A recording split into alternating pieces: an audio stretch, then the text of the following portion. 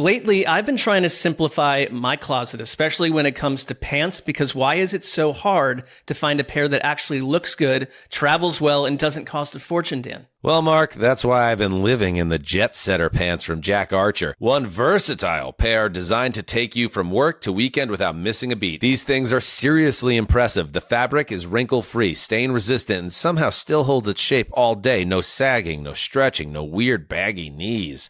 They're perfect for travel, too. I can wear them on a commute, throw them in a suitcase, or sit on a plane for hours and still arrive looking put together. And the fit? It's fully customizable.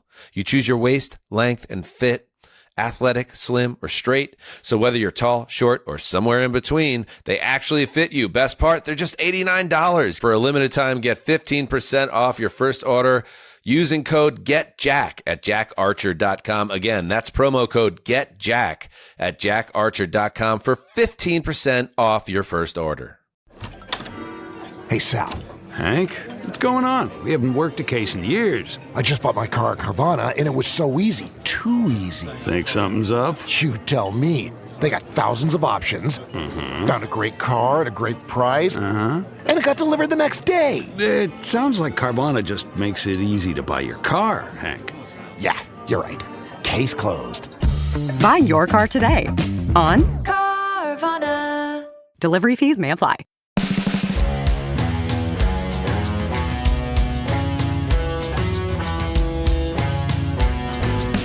Hey, welcome to Heed the Call, an NFL podcast. I am Dan Hanzus, joined, as always, by the great Marc Sessler, Conor Orr, as well.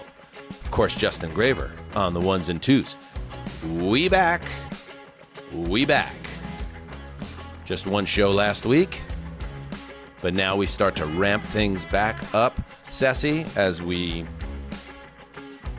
give you 2 shows this week. Next week, we're back to 3 as the Combine suddenly is upon us. And right behind that, the new league year and free agency. And right behind that, the NFL draft. Yeah, like any concept by the listener that we were going to take a long sojourn into the wilderness. Not true. We're back in a big way. And it did strike me as we were off on our own little journeys last week that it's pretty clear I spend more time with the three of you than anyone else because there was a massive void of conversation and feedback and everything in my life. It was just an emptiness. I mean, the real, 2020s thing about that, too, is like we haven't been in the same room together for months either. So, like, is it even real conversation? I mean, these are conversations that you're having in modern times. I was speaking of the wilderness. I was up in Idaho, first time. Love going to a state for the first time. We got 50 of them here if you're not from the States. And Idaho was on the list. I went skiing for the first time in 15 years. Oh. On the plane ride from LA to Boise, I read Conor Conor, you're a wonderful man and a thoughtful guy, and we have a new tradition. You get me a book. And you sent it to me, and I'm sure you do it for many people, but I like to think you only do it for me. You sent me a book. Well, I can confirm that it's not just you, but live in that world. We'll take that out in post. So this thing that you do, unique to me, I started reading this book on the way up to Idaho, and it is steamy. And I'm just like, I can't wait. I'm going to share it with my wife, and I just want to say, like, last year you got me the Joe DiMaggio bio, which was brilliant. We're in a totally different stratosphere with this book, and I just want to thank you for that. It's a page turner, and like one of those, like, I hope nobody's reading over my shoulder. Erotic in its nature. It gets a little steamy, but you haven't finished it yet, right? No, I'm about a quarter through now. Yeah. Okay. So you're in the wheelhouse. So you made it through the introductory period where it's like boring characters, and then you get to like the part where it's like, oh yeah, this is really hot, and then it eventually gets into the meat of the plot, and then it just slams you right into a brick wall ending that's just gonna have your jaw agape. And should we share the book? Should we? Yeah. Is it like Anais Nin or something? Like, I'm very curious as to where we're going here. It's called The Winner by Teddy Wayne. One of my favorite super current contemporary modern pieces of fiction. It's so good. Yeah. So I thank you for it. It's great. It's not like any book that I typically read, And it did lead to questions from my wife, like, wait, Conor got this book for you? Because I let her read one excerpt that was particularly steamy. In fact, the beginning of the book, it starts, there's a real mother and son dynamic to it. Like he's protecting her. He's financially supporting her. And I'm like, oh, I'm going to share this book with my mom. Sometimes I'll read a book and I'll be like, Mom, you'll like this, because she's a big reader. And then I got deeper in the book. I said, no, this one's not for Mom. This is not on Mom's list. I mean, in fairness, like, she's off watching Heated Rivalry. Like, this is, Danny's got to have something for himself too. Absolutely. I mean, and I thank you for that. And speaking of sexuality, how's your junk, Conor? Because another thing that happened last week is Conor did go through with the vasectomy, as I understand it. Ow.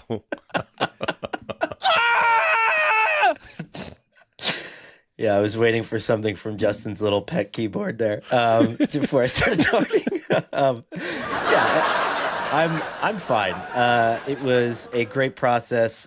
Kudos to Dr. Seaman, real name. Unbelievable. And it was funny. He came in. The man who stole your semen.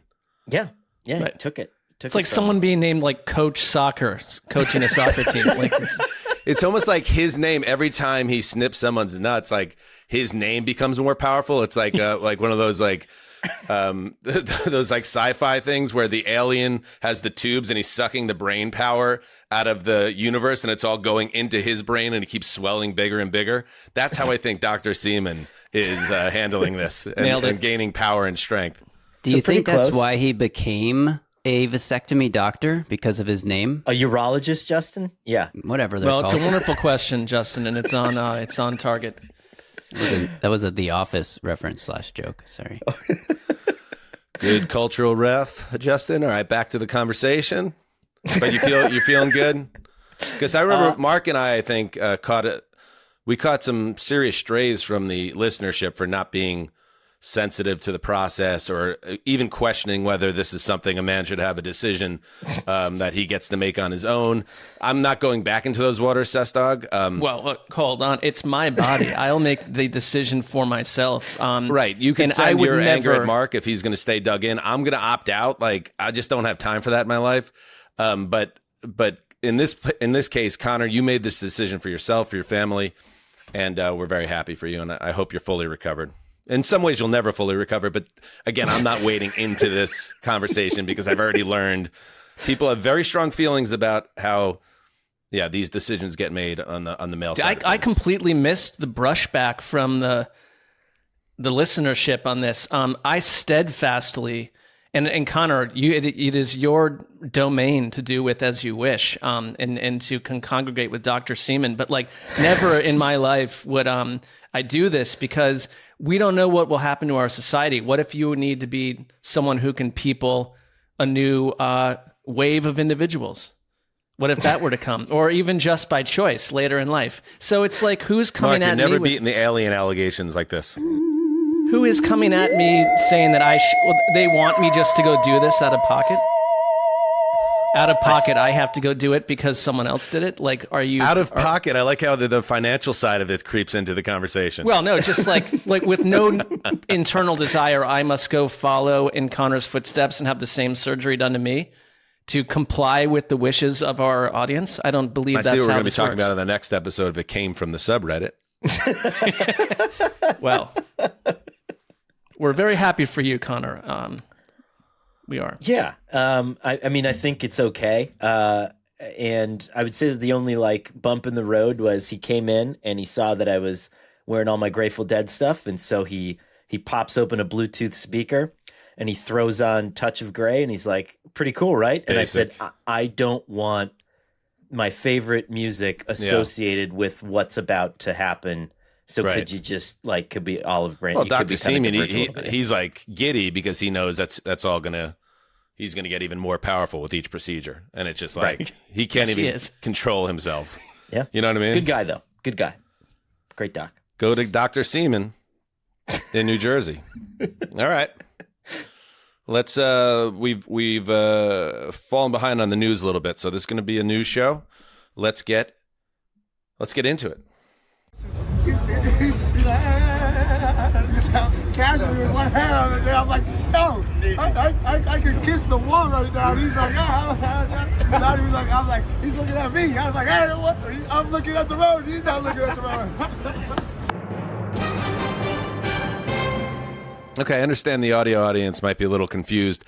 But that was Los Angeles Rams superstar wide receiver Puka Nacua. Holy God. It's the offseason. He's enjoying himself, as he has every right to. He's at some type of auto racing setup where I guess he was behind the wheel of a car.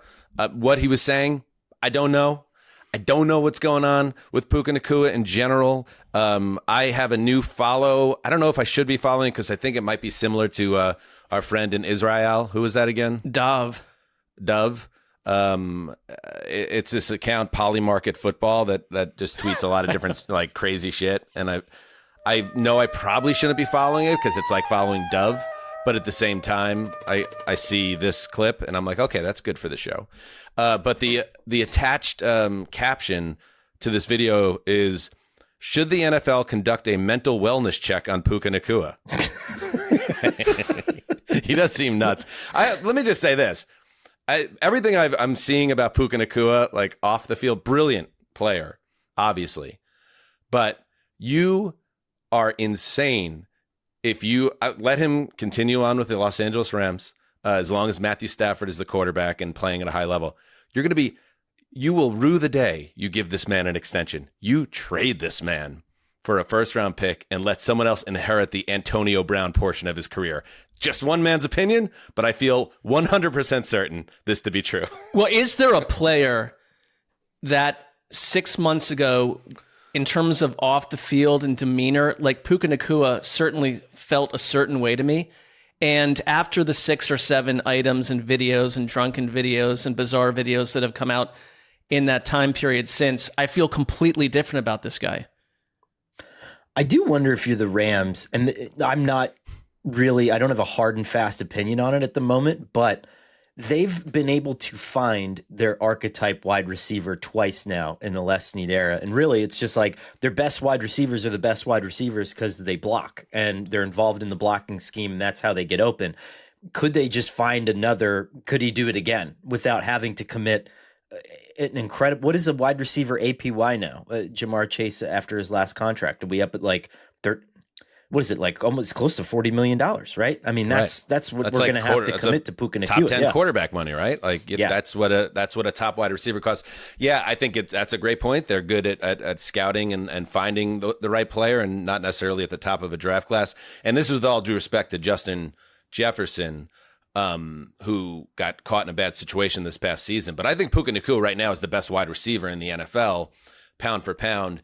And you can get a first-round pick for a wide receiver at that level. And I'm just very interested to see, because I think a lot of people think this is nonsense, this conversation we're having right now.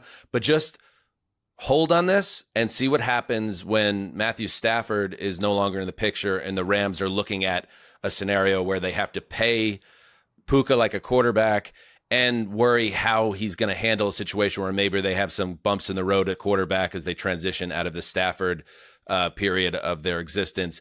It could be a big subplot down the line. Yeah, but like 1 to 10, where is your genuine concern? Like, there's been some silly stuff, and I see what you're saying. Like, does it morph into something different? But it's none of it right now trails as something Just that you hunch. would cut. Just a hunch. I don't think you're wrong, because I think it's like things seem like maybe not everyone adjusts to fame and money and everything else in LA the same way. But like, I'm not at the point where it's like, we've got to get rid of this guy now. No, I said as soon as Matthew Stafford is no longer playing at high level, we transition into the next phase of the Rams. Anyway, all right, the Dolphins.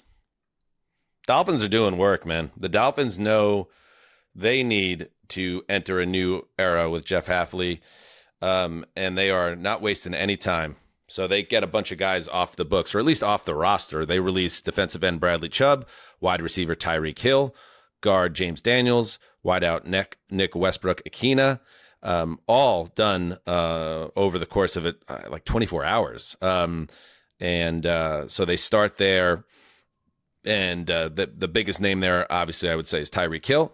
He's turning 32 in a couple of weeks. He's currently rehabbing his way back. He dislocated his knee and tore his ACL against the Jets last fall. So he's free to sign with any team he wants. He had a tweet, Connor, something about the cheetah is coming back and all this stuff. And it's interesting. We're coming off that Puka conversation, and now we're talking about Tyreek Hill, another fantastically talented wide receiver that could be mercurial and problematic off the field. And again, not to connect them two, because Tyreek Hill had way more serious stuff going on off the field than Puka Nacua. But you're now, if you go into the business of trying to get Tyreek Hill on a bounce back year, you inherit all the Tyreek stuff and what comes with a 32-year-old, very rich wide receiver who's expecting to be treated a certain way, even if he's not the same player he used to be. And I think that it's tricky unless you're the Chiefs, right? You know how to deal with them. You know that you have Patrick Mahomes, and you know that Mahomes kind of trumps everyone, and you go into that understanding kind of the social pecking order of things. I think where it gets thorny, and remember the Jets were in on Tyreek at one point in time. Like if you're a team that's interested in starting over and kind of building a culture from the ground up, and you view him as a piece for like an ascending young player or like a second year or third year quarterback, I think that's when it starts to poison the well. And that's when I would say, I don't know, I'm getting 100,000 feet away from that. And I mean, there's no guarantee that he's ready to play even in the first half of the season. So it really should be a landing spot or a fit that can A, culturally deal with him, and B, get him at the right time and not be out of the race at that point. It is wild to me quickly that like this is going to happen again with some player this offseason, but like the Dolphins gave up 5 draft picks, a first, a second, 2 fourths, and a 6 for Tyreek Hill. And ultimately, if you look at what it all turned into, nothingness. It just turned into nothing. So it's just kind of like, it was such an expensive deal. Who's the next on that? This is the perfect time to get Tyreek Hill if you're a team that can get him late in the year when he's healthy and can provide that X factor. And the Chiefs really fit. Chris Jones is asking for it too. Yeah, I would think there's a number of teams where he would fit in that type of realm. The Chiefs are the most natural one, but I don't know, the Bills, insert Patriots. Contender here, Patriots, Seahawks, even the Seahawks. Yeah, any team that thinks they want an extra playmaker and feels like they could survive however long the rehab takes. I'll use an example as what the contract could look like when the Rams signed Odell Beckham. At that stage of his career is similar in his early 30s, coming off some injuries. You might be able to sign him at a lower contract, but with a bunch of incentives, and it's not going to be the massive deal that he got with the Dolphins, for example, Connor. So you kind of, I think you could hedge your bets a little bit with him, and maybe it pays off big as long as you don't worry about him going nuts. Right. And yeah, I mean, as long as you give yourself the out and you give yourself, what was it, sort of the Jets Derek Mason deal, where like the minute this goes sideways or you annoy us even slightly, you're just totally locked out of the facility. Yeah. Let's see. By the way, James Daniels, as we get closer to free agency, and in fact we are, as we tape this, just 20 days away from the opening of the legal tampering period. Do they still use that term? I don't know. Negotiating window, whatever they call it. James Daniels, the guard, signed a 3-year, $24 million contract last offseason. He played 3 snaps. Bradley Chubb, who enters the free agency market, he's 2 years removed from the ACL patella tendon meniscus tear in December 23. And so keep an eye on that. Another veteran coming off a serious injury. And finally, Jordan Schultz on Tua. Dolphins would prefer to find a trade partner for Tua. A cut is possible in the end, but that has been their preference. Schultz's understanding is the new regime doesn't want it to drag on too long. Connor, is there any way Tua gets moved in a trade? No. Yeah, I mean, I would prefer to drive, a Lexus minivan instead of a TNC, but that's just not going to happen. It's not in our cards. It's over $100 million in dead cap at this point, and he's only in year 2 of a massive contract extension. So yeah, this thing isn't going anywhere. They're going to have to either just lock him out of the facility and hope he doesn't show up, or release him and swallow the money, which, like, if you're any of these guys, is that what you want to do? I mean, you're essentially going to gum up your roster for 2 years to try to get him off the books. So I don't know. This is a little bit of a disaster. We did the tiers, Mark, for head coach hires. And I think I was kind with Halfley and stuck him in the C tier, but God, is anybody in a tougher situation than this guy? Because you could look at this, and we'll see what happens with free agency and how they spend, but they're going to be hemmed in, of course, by the Tua situation and how they draft. But is this team going into a full-on tank in 26? And is that you hire a head coach and you stick him with that situation? Why not just keep McDaniel and then make a decision of kick the can down the road with a new head coach, or keep McDaniel if he proves something to you in a terrible situation? I don't know. Well, maybe McDaniel, though, in a world where you've got a new front office set up, wouldn't want to have Tyreek Hill off his roster, or even maybe in some he can't world decide that, right? Well, but the relationship ends because that's what makes the season very uncomfortable. I would like this. I like what the Dolphins are doing right now because they're being extremely decisive. They've chopped $56 million off their cap.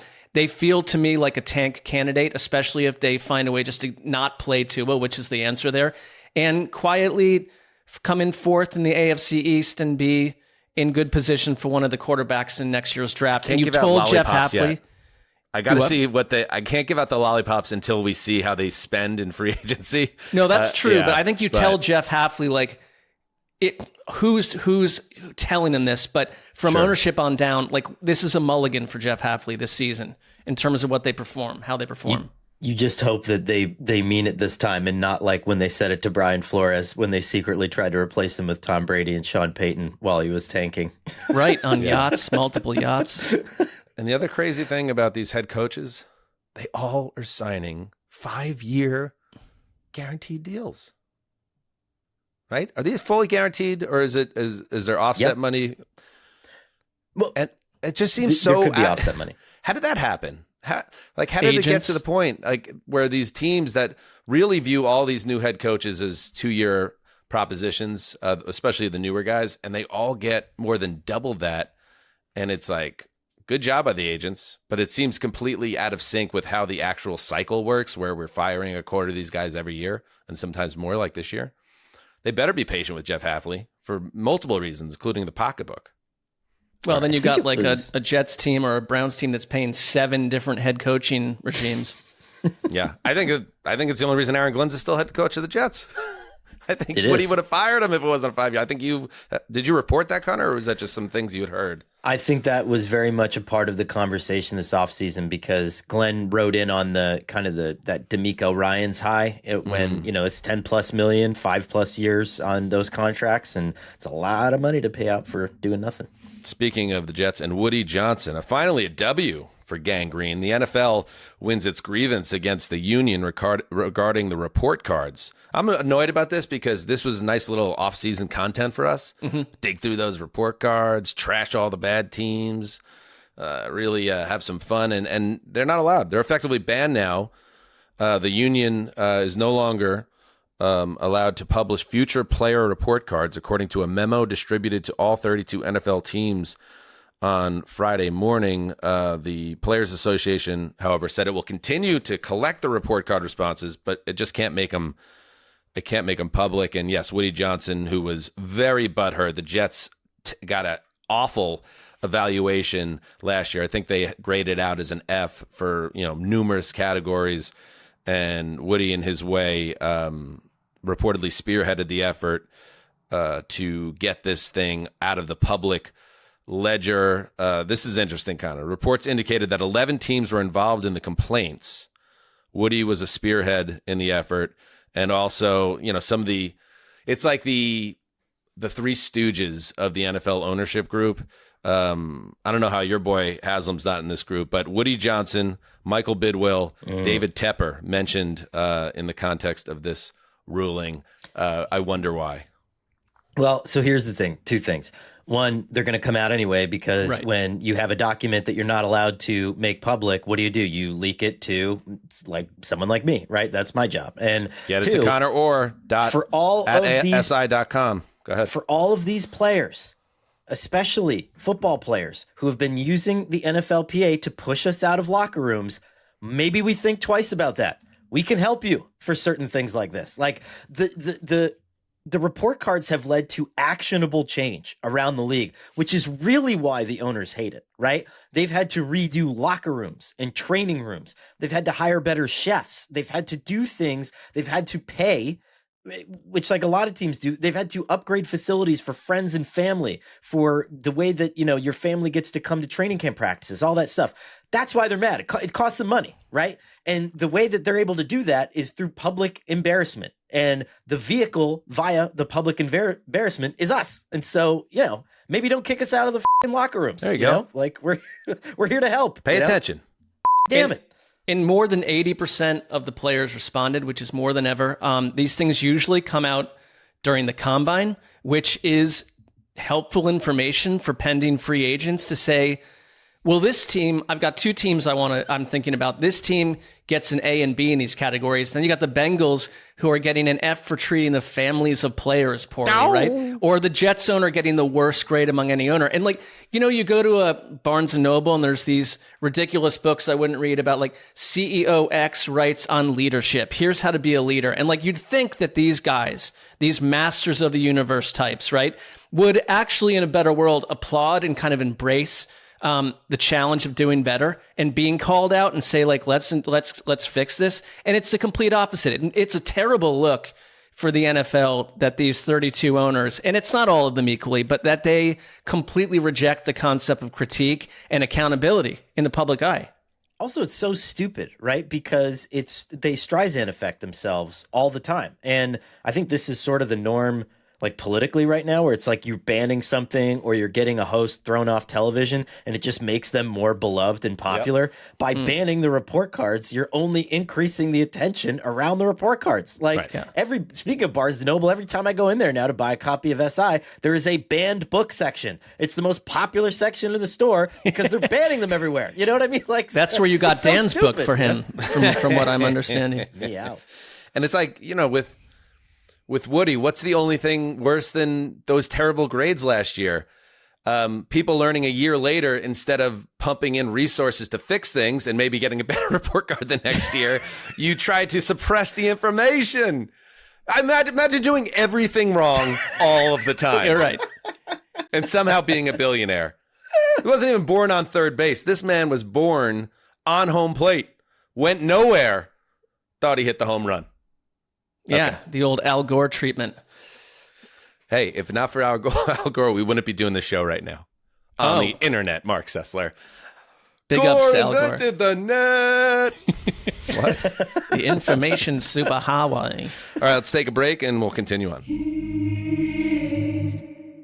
Everyone wants their money to do more, but without the stress, the jargon, or the confusion. That's why TELUS feels refreshing. Yeah, TELUS started out as a property management app, helping owners and managers collect rent, communicate with tenants, and stay organized. But now TELUS goes beyond that, helping everyday people grow their money. Yes, Mark, TELUS is reimagining how everyday people can grow by offering a high-yield savings wallet powered by real estate. The app includes a digital wallet designed to help your money go to work for you while keeping everything simple and transparent. Exactly, Dan. You can move funds in and out easily, track your daily growth clearly, and access your money whenever you need it. And the best part? There are no processing fees, no locked up funds, and no fees to open or use TELUS. You can also earn better rates by building positive habits like learning through TELUS daily trivia or simply setting goals for yourself. Learn more at TELUSapp.com or just search TELUS, TELLUS, in the Apple App Store or Android Store. TELUS. Earn more daily. TELUS is not a bank. TELUS is not FDIC insured. Becoming a parent has a way of shifting everything. You stop living just in the moment and start picturing the future. First days of school, big dreams, and all the little moments in between. For me, taking care of my family also meant preparing for the what-ifs, even the ones no one really wants to think about. That's why I chose life insurance through Ethos. Absolutely. What impressed me right away was how easy it was. Ethos lets you handle everything online, from getting a quote in seconds to completing an application in about 10 minutes. Some people even get covered the very same day. There's no medical exam. You just answer a few health questions and that's it. Coverage can go up to $3 million retailers with plans starting around $30 a month, Dan. Yep, and we're not the only ones who trust them. Ethos has earned a 4.8 out of 5-star rating on Trustpilot from over 3,000 reviews. Plus, as of March 2025, Business Insider named Ethos the #1 no medical exam instant life insurance provider. Protect your family with life insurance through Ethos. Get your free quote in minutes at ethos.com/HTC. That's ethos.com/HTC. Ethos.com/HTC. Application times and rates may vary. Avoiding your unfinished home projects because you're not sure where to start? Thumbtack knows homes, so you don't have to. Don't know the difference between matte paint finish and satin? Or what that clunking sound from your dryer is? With Thumbtack, you don't have to be a home pro. You just have to hire one. You can hire top-rated pros, see price estimates, and read reviews, all on the app. Download today. And Darnold will take the snap from his 23. Patriots with a blitz. Pressured, throw to the left, incomplete. Searching for Jackson Smith and Jigba with Durden and Spillane in his face. If you get middle pressure to this guy at his feet, he's going to give you, he's looking to throw. He wants to get rid of it. They didn't even turn. Jennings looks and undercuts this. It's a pick six. You can have 2 pick sixes already in this game. Hit him high and hit him early. Oh, baby. Oh, the gift that keeps on giving. Super Bowl 60. I don't know who this person is, but on YouTube, someone, I got to give this guy a shout out because he deserves it. Someone decided, Mark, a very important thing to do was to make a super cut of Scott Zolak, like losing it, across the 4 quarters of Super Bowl 60. And I'll tell you what, my birthday's in a couple of months. It actually falls on night 1 of the draft, which is obviously going to curtail any family or friends activities. But this is an early birthday gift. I sent this is a, let's see, Red Tribe Cinema put it together. This is an 11-minute video. I sent Justin a series of clips to pull just to luxuriate in the Zolak of it all. So let's listen to some more. Absolutely. Tell you what, right now, neither quarterback is vying for the MVP at this stage of the game. 4 of 12 is this guy. You cannot lose a Super Bowl to this guy. As Cesar Romero said in the original Batman series, "Ooh, delicious!" Oh, how delicious it is!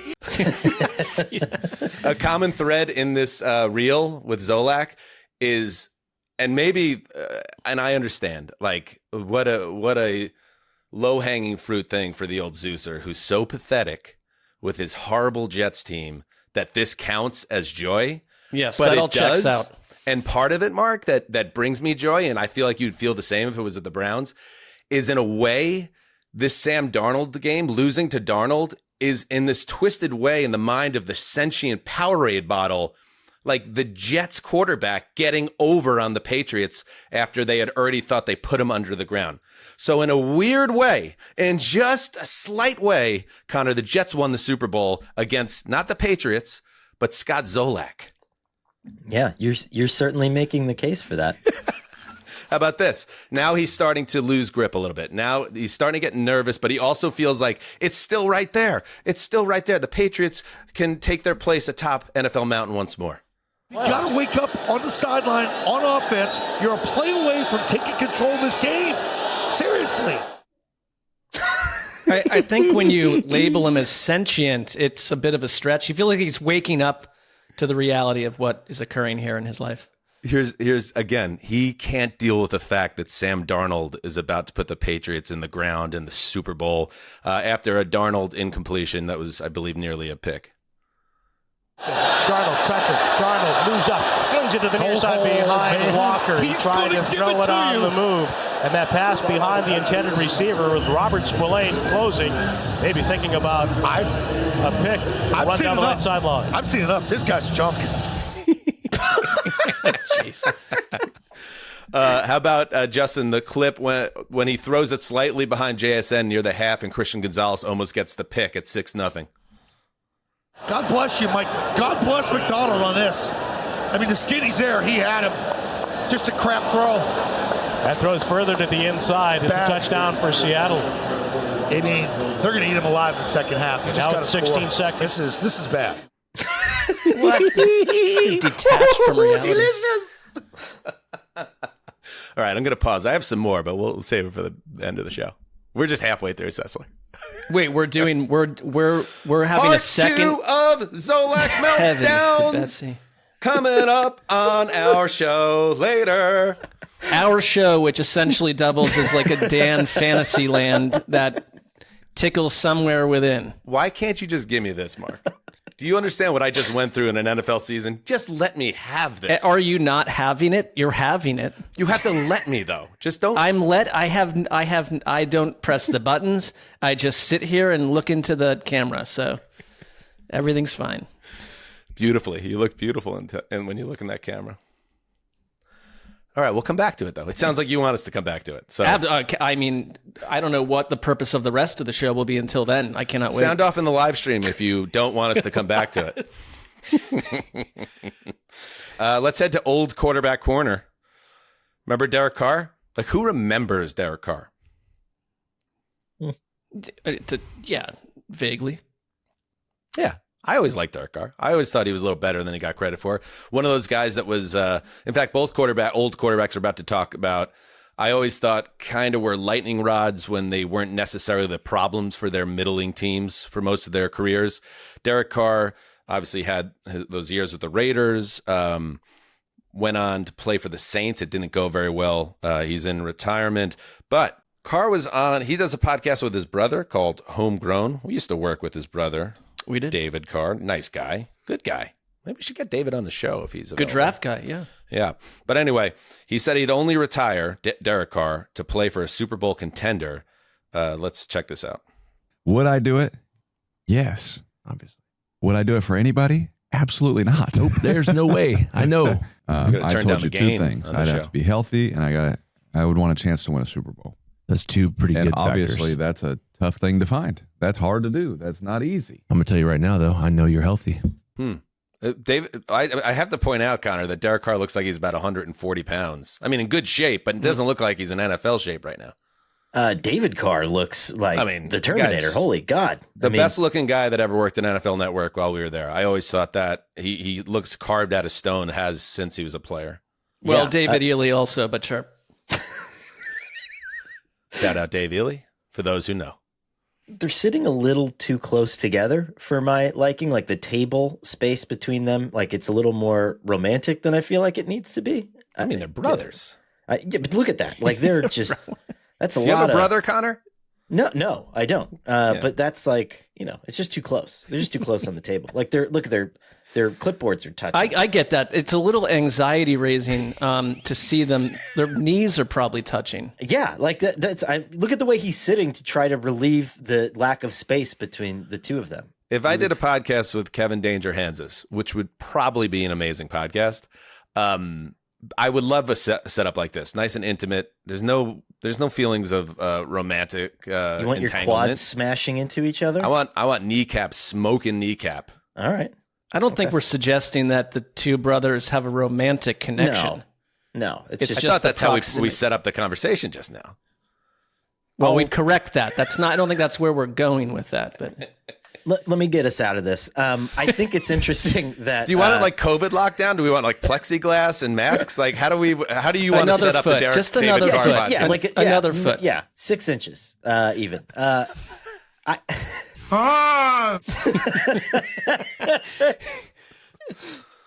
I find it funny that Derek Carr, like, I guess it's this scenario that he's envisioning where he, like, a Super Bowl team needs him in some way, shape, or form. Like, how is that's the part of the fantasy that is interesting to me. Like, a team is capable of winning the Super Bowl if only they had Derek Carr somehow. And what team would that be? It's a little bit.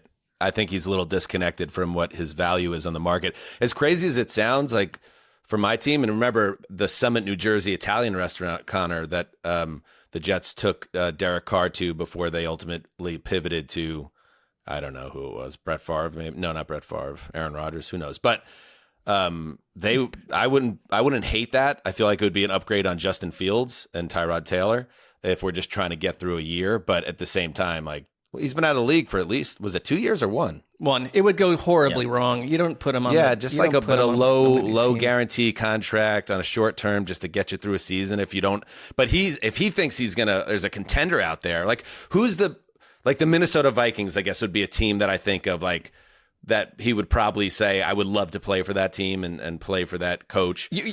But you know where he fits? You know where he weirdly fits is it's not a Super Bowl team, but if you wanted to log tape and be a starter, I would put him on the Raiders and then ease in Mendoza, not in week one. And he has spoken very highly of the Raiders, despite the way that all went down. It's a different regime. There's two amazing things about this. The first is that Tom Brady has said over and over again, the reason that he became Tom Brady is because of Drew Bledsoe. It sounds like they're laying the groundwork for a bridge starter there, but it would also pair Derek Carr with Tom Brady. And if you remember correctly, when Tom Brady was on that show, The Shop, Derek Carr was that motherfucker, the one that a team was interested in him until the last minute and pulled out. And he said, "You're going to ditch me for that motherfucker." It was Derek Carr. So wouldn't that be great if they got together? It would be great. I also like the idea. I also like the idea. What's that, Justin? Not to mention Clint Kubiak was his OC his last year in New Orleans, and that was the best that Carr's looked in quite some time. So there's so many connections here. It actually does make a lot of sense. I think the move here is for I think everyone's right on this. I think the Raiders sign Derek Carr and take best player available with the first pick in the draft. Oh, you're go get a linebacker, go get a defensive end. A linebacker with the number one pick. What's that? Dan's trying to manifest Mendoza. Yeah, to the I think Jets. that's the right move is for them set up quarterback with Derek and just go get Arvell Reese. For your own interest. For your own interest. This is just analysis. That's all this is. We are dipping again into pure fantastical regions that are Jets adjacent. No, I'm talking Raiders. I don't know. I don't even know who's picking number 2. I have no idea. I'm just saying best available. And move forward with Derek Carr. You said linebacker. Got some good ones. Justin, there's some good linebackers in this class, if I'm not mistaken. You named two Ohio State guys. Arvell Reese, who might be an edge rusher. Sonny Styles is like a top 10 pick worthy linebacker. I don't know if he'll go that high, but there are guys. Mark, 3 letters. BPA. Best player available.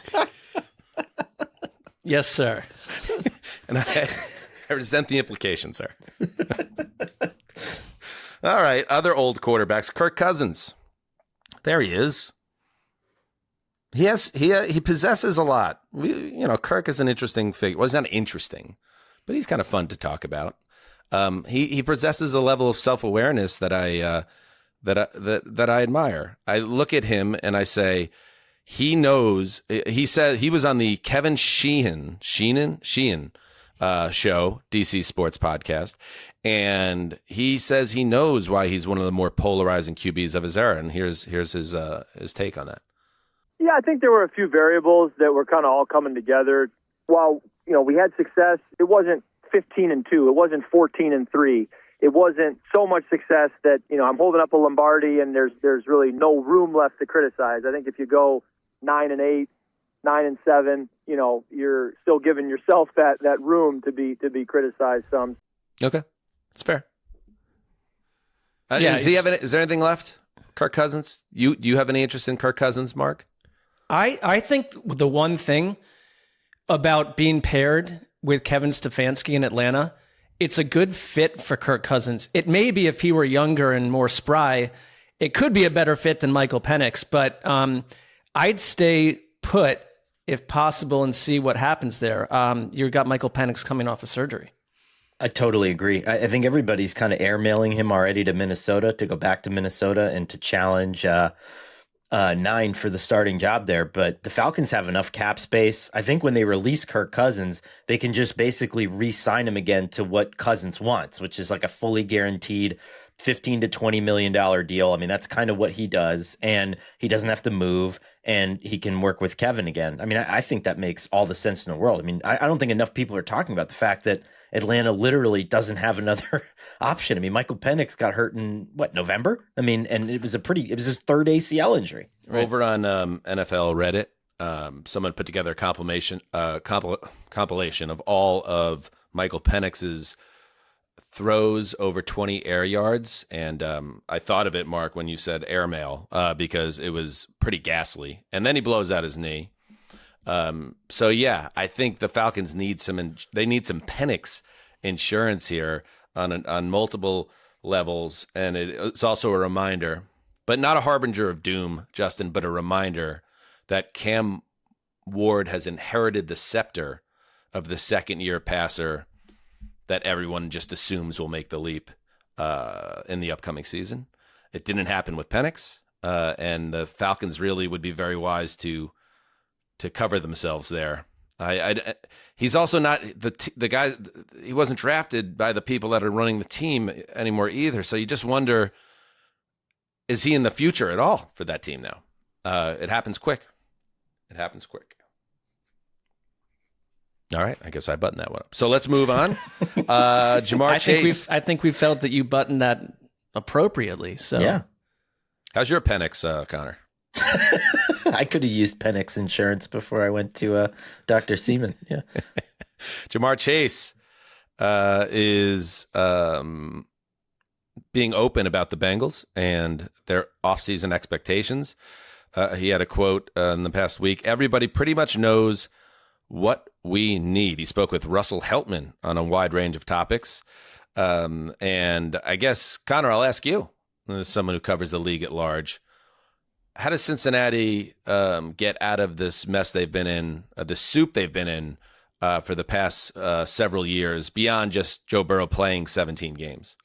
Yeah, I mean, I think that's what's annoying to me is like there are fan bases that act aggrieved. There are players that act aggrieved. And like, what is the franchise not giving the Bengals? I mean, they signed Jamar Chase to the largest receiver contract in NFL history. T. Higgins to the largest number 2 wide receiver contract in NFL history. Joe Burrow to the biggest quarterback contract at the time in NFL history. They built an indoor practice facility. They added more scouts to the scouting department. Like, they're literally falling over themselves to maximize this team. And the players are just like, well, we need more. It's like, no, you guys need to play better. And your coaches need to coach better. And your quarterback needs to stay healthy. Like, I don't understand what else there is missing in this equation. What I would do tactically, because I agree with you, and there's a lot of verbalization coming from the quarterback too down the stretch of the season, where it's like these quotes he's making are a little unnecessary. We get that things are a bit of a mess.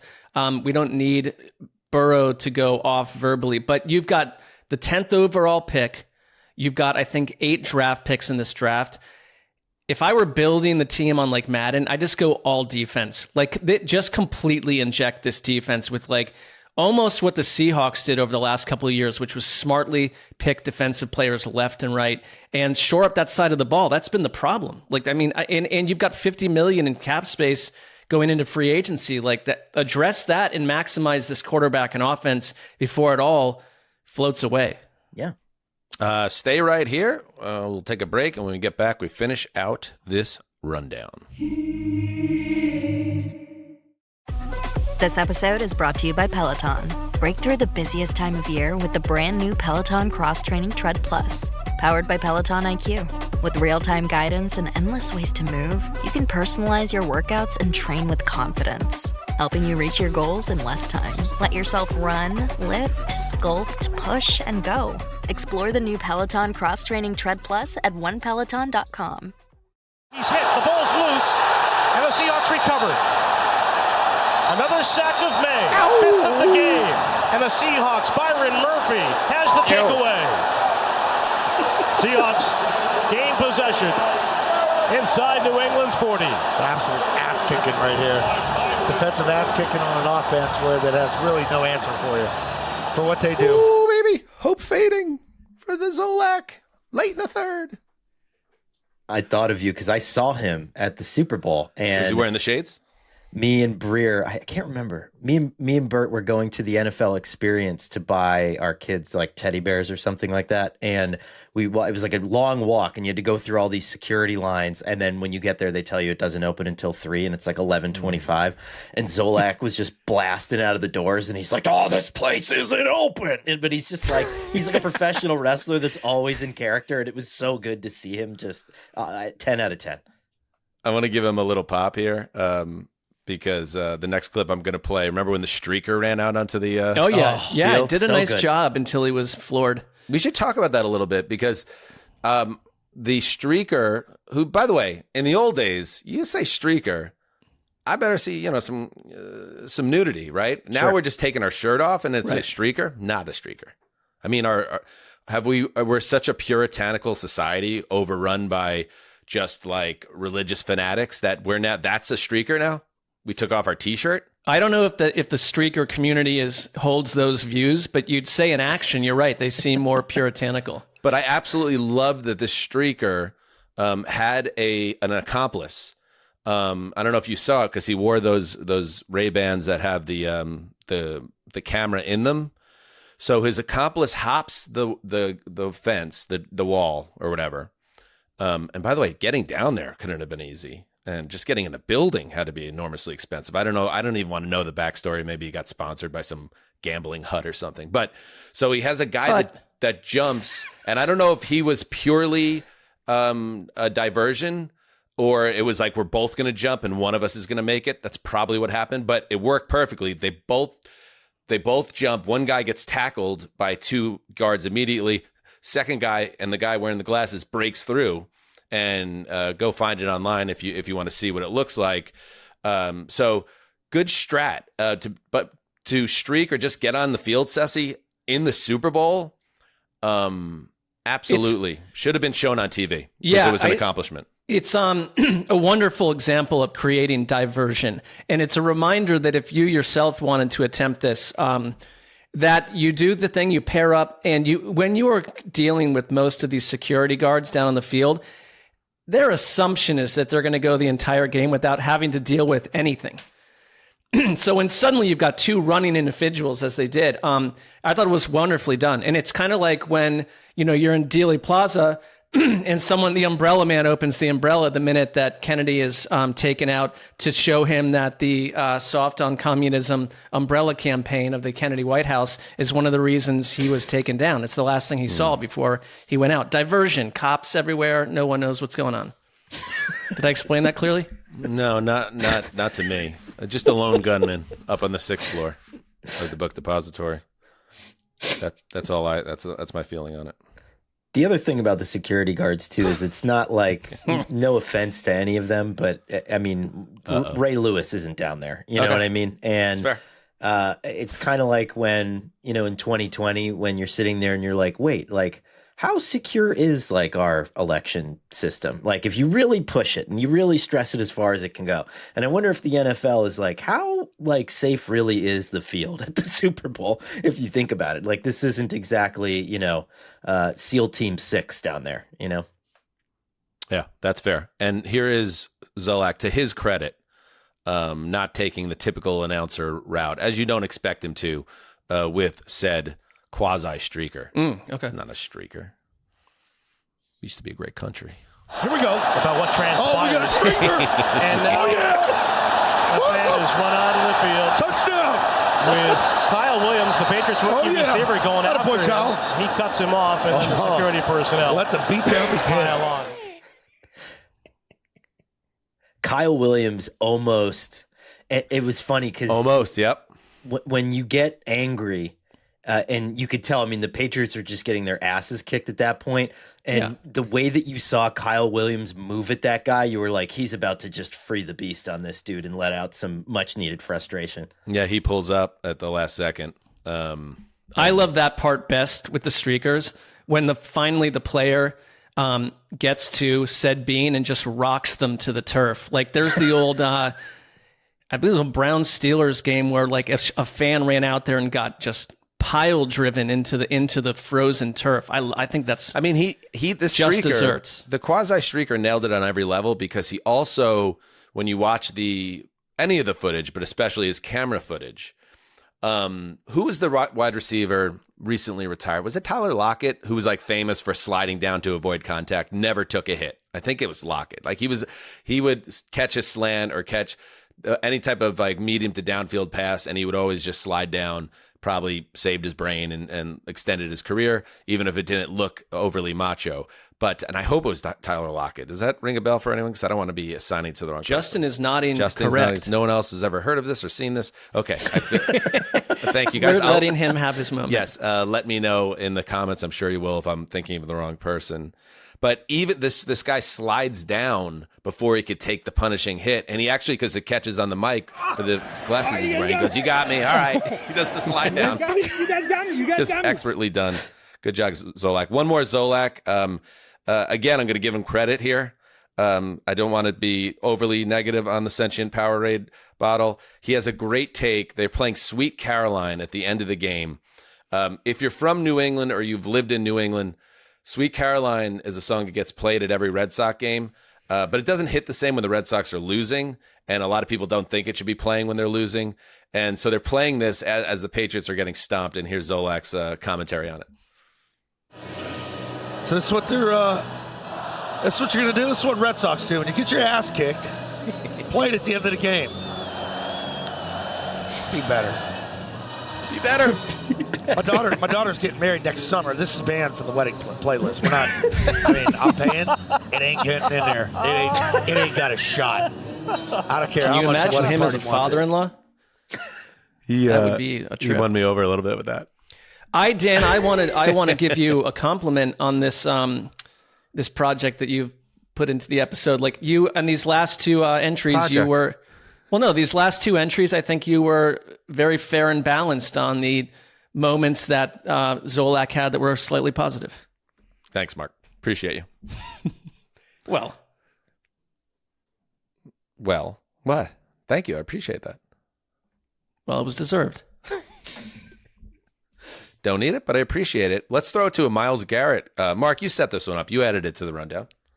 Yes. So Myles Garrett, if you've been watching the Olympics, and I know Connor, as you mentioned, he's been a big curling fan, but Olympics snowboarder Chloe Kim is the girlfriend of Myles Garrett. And he's been over there overseas in Italy, watching her succeed. And on Valentine's Day, if we can take a look at this, if you're watching on YouTube, gave her, I don't like this. I'm going to tell you, I don't like this. He gave her a car for Valentine's Day. This is a classic. It's a rich person's movie. He's very much in love. Clearly, that's all nice. But like, I don't want this information getting out to anyone's girlfriend that someone just received a pink car compared to whatever you gave someone for Valentine's Day. You're going to look like you gave less no matter what, or if you did anything for Valentine's Day.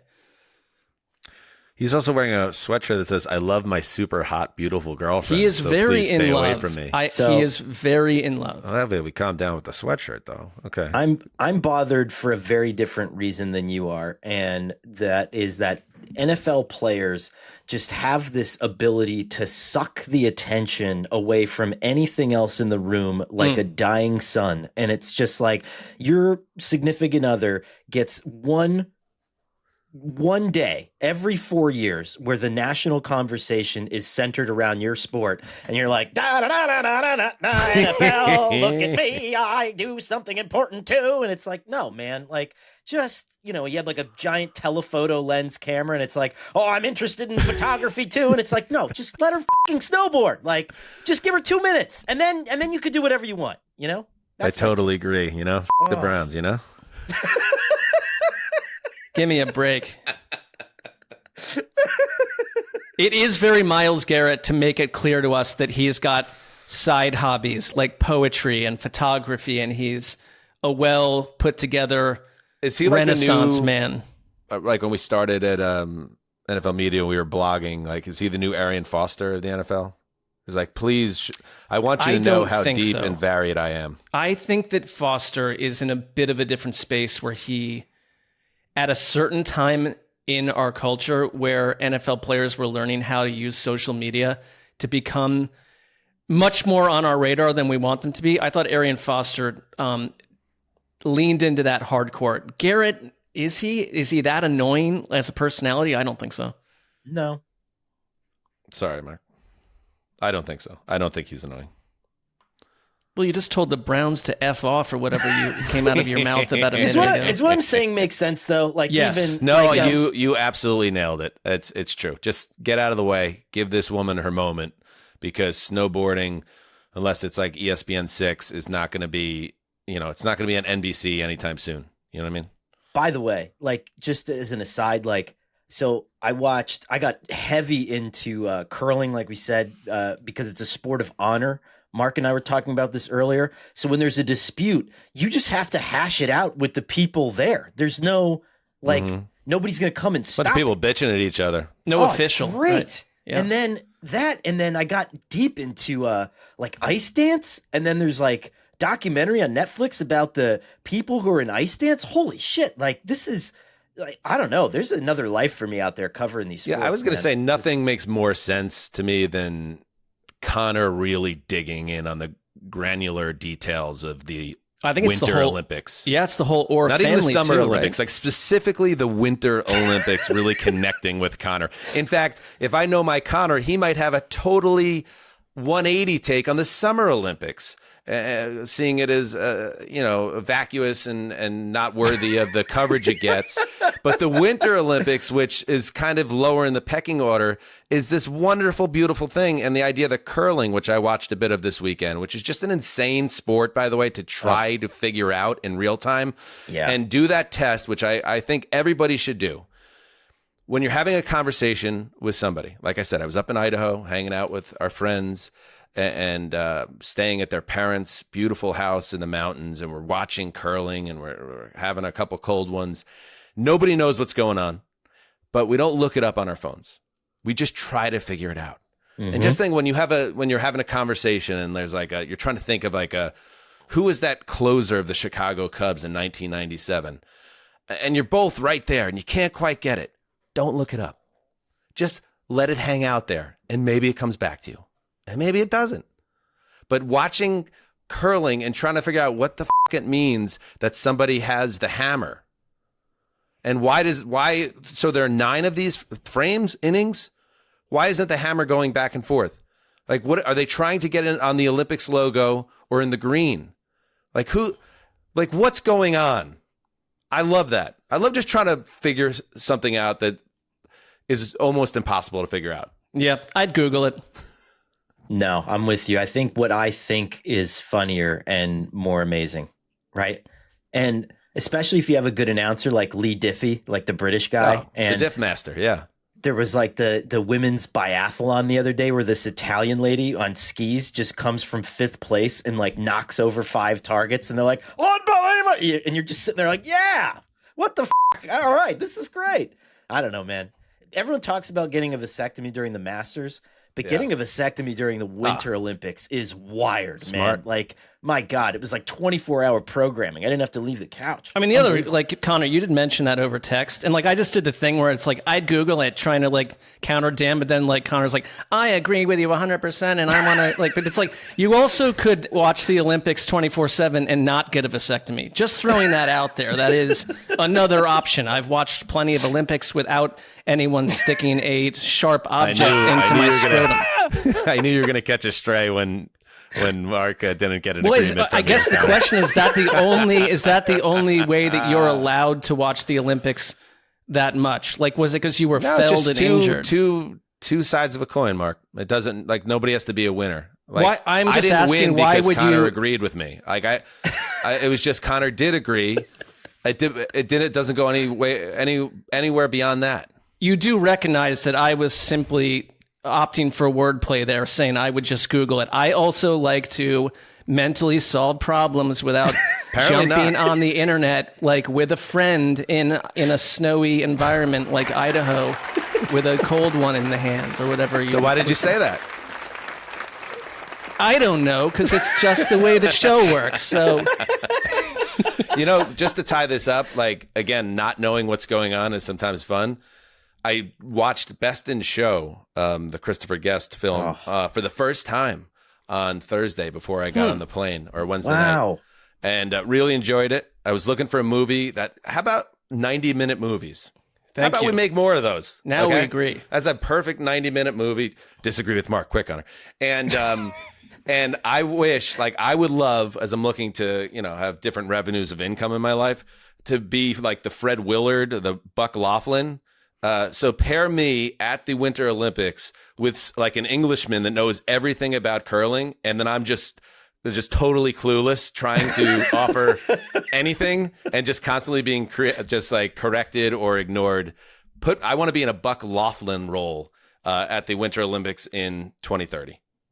I will say this: if you run afoul of fans of those sports, like we think, and we get annoyed about every time that we say something and people respond, "Do you even watch football?" Right? But like, if you up like figure skating and you read the YouTube comments on an announcer that even has a totally meaningless mistake on a figure skating thing, those people are like doxing your address and looking to kill, like, and not with a gun, like with a knife.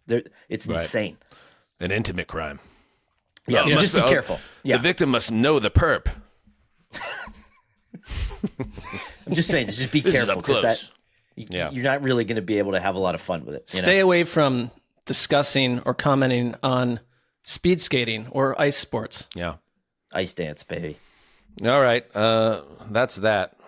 That's it. By the way, on Wednesday, we're going to open up the mailbag. I know Justin already sent out the prompt out there. So if you want to just reply to that, and we'll all retweet it from our various social handles. So we'll hit a little news on Wednesday or early Thursday. The show will go up, and we will dig into the mailbag and interface with the listeners. Mark, final words. Yeah, I like to interface. I like some boundaries around that. Sure. And I don't want Dr. Seaman coming to my apartment or my abode ever. That's your choice. That's your choice. I'll leave it right there. It is my body, my choice. Right. And no one should judge you for that. But again, I'm not getting into this cultural morass around a man's choice with a vasectomy anymore. Well, we're thrilled for Conor. I'm not sure why, but we are. He's done. He's out. I mean, I did my job societally. I mean, three is enough for Absolutely. and three of me is enough for everybody. And does the 2016 TNC even have room for another? I mean, we're just talking in terms of that's the deciding factor. That flying death box, could it even seat another child? You know what I mean? Like, so maybe it's just from purely functionality in terms of your household, and this had to happen. Well said. Yeah. Yeah, All right. We could do one more, but I don't. I think that would be the end of me. So, are those seats in the back of that TNC even locked in, or they just slide around as you make turns and everything? Didn't get high marks in that consumer survey. You know that. Yeah, I do know that. We've played that enough times here that I think about it every time it slides in the snow or whatever. Yeah. 119 models have records of much worse than average reliability. And we're talking dynasty when it comes to the Chrysler Town & Country, 2013 through 2016. And Connor, he purchases, what year is it, Connor, your model? 16. The Dynasty Edition. What was Chrysler? What were they doing during that period? Just it's a transmission issue. It's easily fixed. I already talked to a mechanic about it. Whenever the transmission is acting up, it's what you want to hear as you're rolling down Garden State Parkway at 80 miles. Nobody in this quad box in front of me could even point to me and tell me where the transmission is on an automobile. Right next to the carburetor, bro. Right next to it, and the tubes. The gas tubes. The gas tubes. Is that a thing? Do you know? and don't suggest the problem is easily solved. That does nothing for the segment. All right. Mark's still living with that Google comment. You gotta love it. No, I am genuinely annoyed. All right, one more Zolak, and then we say goodbye till Thursday. It's been a tough game. It sucks. This is bad. But Team is relevant again. See you next year. See you next year. Oh. See you Thursday. Heed the call.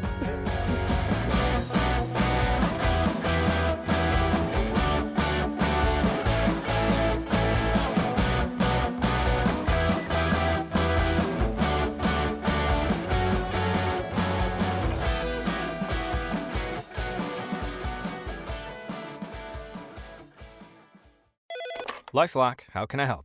The IRS said I filed my return, but I haven't. 1 in 4 tax-paying Americans has paid the price of identity fraud. What do I do? My refund, though. I'm freaking out. Don't worry, I can fix this. LifeLock fixes identity theft guaranteed and gets your money back with up to $3 million in coverage. I'm so relieved. No problem. I'll be with you every step of the way. 1 in 4 was a fraud-paying American. Not anymore. Save up to 40% your first year. Visit LifeLock.com/podcast. Terms apply.